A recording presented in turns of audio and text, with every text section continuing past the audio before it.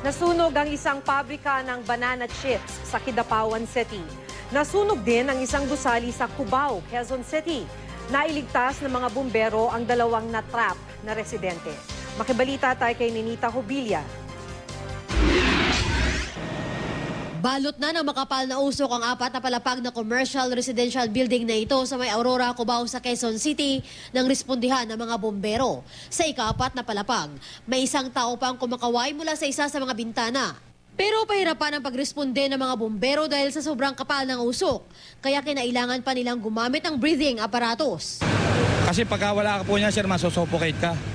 Nag-charge po ng additional ng hangin po yan, sir.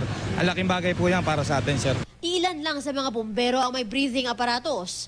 Pero pinasok pa rin nila ang gusali para maisalba ang dalawang natrap sa ikaapat na palapag.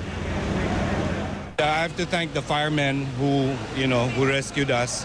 Talagang they did a good job dahil akala ko, wala na akong makita eh.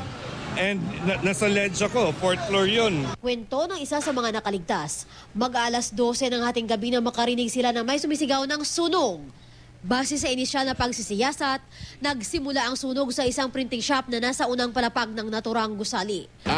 Possibility nito, pwedeng mga electrical, highly flammable kasi yung mga ginagamit dito. Pwedeng may mga hindi nila na-unplug na mga electrical appliances kaya nagkaroon ng electrical short circuit. Mag-aalauna ng madaling araw nang maapula ang sunog. Walang napaulat na nasawi, pero may ilang nagtamo ng sugat.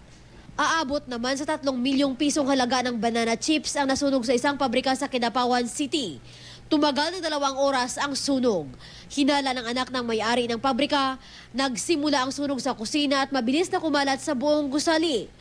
Bukod sa tuniladang banana chips, aabot daw sa 6 na toniladang mantika ang nakaimbak sa lugar. Nadamay sa sunog ang 2 kalapit na bahay. Wala namang naiulat na nasugatan sa insidente. Patuloy itong iniimbestigahan ng mga bombero.